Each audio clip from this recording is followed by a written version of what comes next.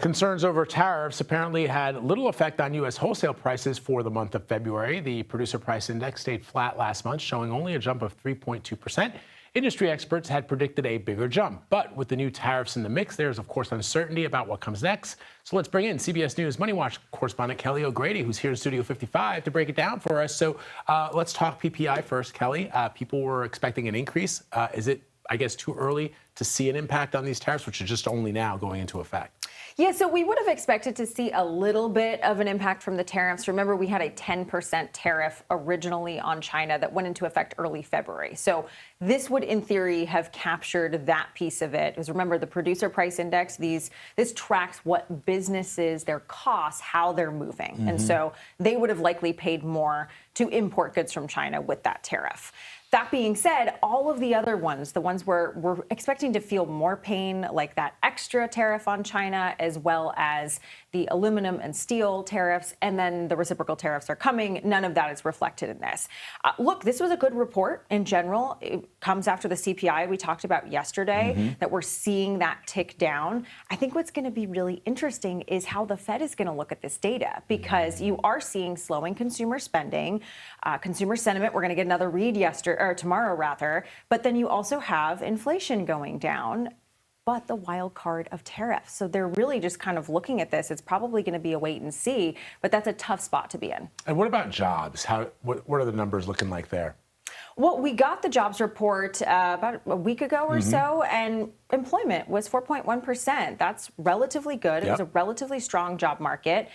We had less roles opening, but we did have more manufacturing jobs. There were bright spots there. So I think that is staying relatively steady. But then we go back to this uncertainty around tariffs. You have businesses who are saying, do I hire more? Do I maybe lay off because I'm going to have an increase in my costs with tariffs? There's just so much uncertainty there that I think the bigger picture when it comes to inflation and jobs is going to develop over the next couple of months. So let's talk about actual products that will be affected. I know that the president today is saying that he's going to put tariffs on wine and champagne if Europe doesn't come around to his way of thinking because of the way that they've imposed tariffs on whiskey. What are you hearing about that?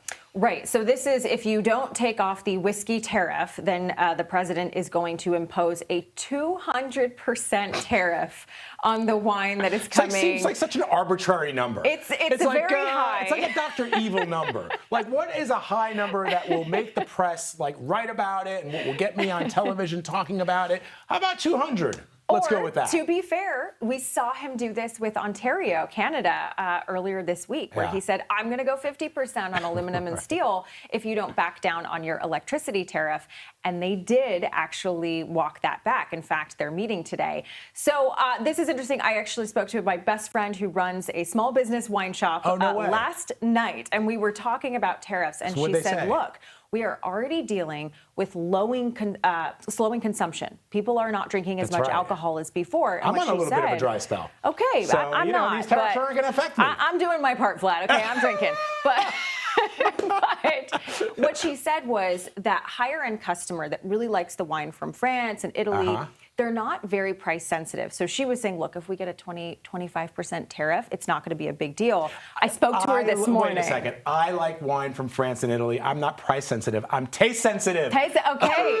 Taste sensitive. But what she said is, I spoke with her again this morning, a 200% tariff would really just crush her business. So the hope is this is a negotiation tactic. But Kelly, just again, to be clear for people to understand, the president keeps saying that he's imposing these tariffs. But you and I, even though you're a friend, you would pay higher prices for French champagne and Italian wine because those tariffs are paid not by the country that's exporting them, but the country importing them. Right. It would crush her business because she would have to pay that import tax and then would likely have to pass that on to customers. I'm not buying the high-end French wine. I'm buying the low one for those customers that are.